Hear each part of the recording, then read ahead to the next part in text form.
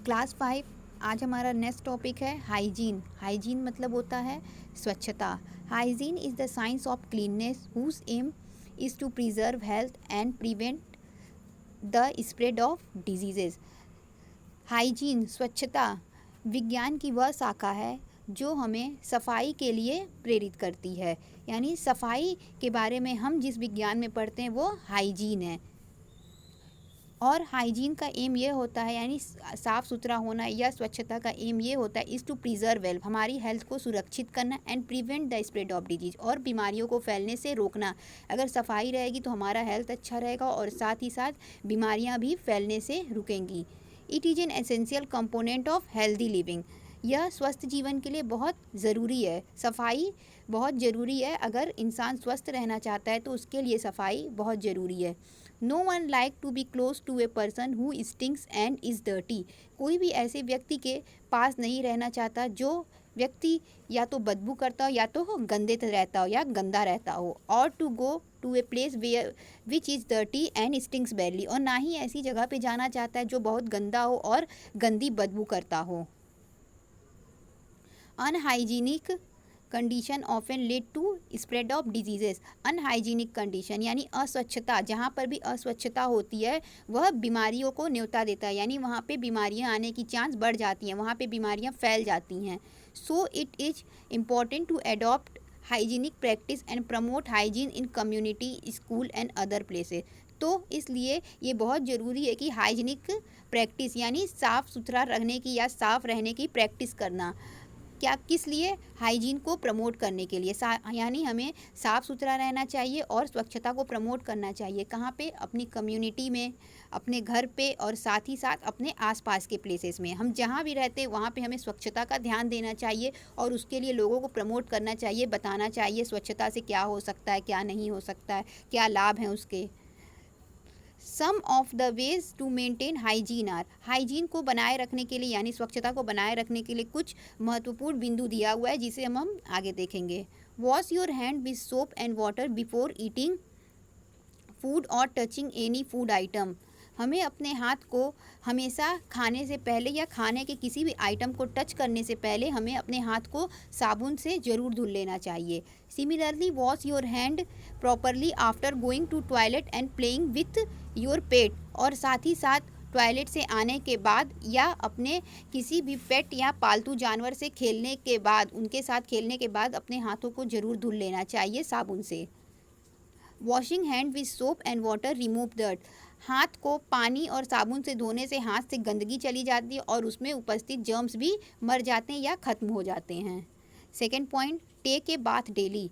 हमें डेली नहाना चाहिए। This remove the dirt and sweetness present on our body. इससे क्या होता है, हमारे शरीर पे जो भी धूल मिट्टी होते हैं और जो पसीना होता है वह हट जाते हैं, ख़त्म हो जाते हैं। More over it makes you feel fresh. और साथ ही साथ हमें नहाने के बाद से फ्रेश महसूस होता है, अच्छा महसूस होता है। Dry your towel in the sun after taking after bath and get it wash twice a day. हमें नहाने के बाद हमेशा अपने टॉवेल को धूप में डाल देना चाहिए, यानी सूर्य की रोशनी में डाल देना चाहिए, और साथ ही साथ उस वीक में, हफ्ते में 2 बार उसे ज़रूर धुल लेना चाहिए। Brush your teeth at least twice a day. हमें अपने दांतों को दिन भर में कम से कम 2 बार ज़रूर धुलना, 2 बार ज़रूर ब्रश करना चाहिए, यानी हमें अपने दांतों को दिन में 2 बार ज़रूर साफ़ करना चाहिए। Brushing your teeth removes the food particle that are struck in between the teeth. Brush करने से क्या होता है कि जो हमारे दांतों में खाना फंसा होता है वह निकल जाता है और इस कारण हमारे दांत में जर्म्स और बैक्टीरिया नहीं आ पाते हैं, और जर्म्स बैक्टीरिया नहीं आ पाते, ना ही उनकी ग्रोथ हो पाती और हमारे दांत मजबूत रहते हैं। Also clean your tongue with A tongue cleaner. और साथ ही साथ हमें अपने टंग को भी टंग क्लीनर से डेली साफ़ करना चाहिए। Trim your nails regularly. साथ ही साथ हमें अपने नाखूनों का भी ध्यान रखना चाहिए, हमें अपने नाखून को हमेशा काटते रहना चाहिए। The expose part of the body come in contact with dust and germs through out the day which get collected on them. So you must wash your face, hand and feet with soap and water before going to the bed and moisturize them with cream or lotion to keep them soft.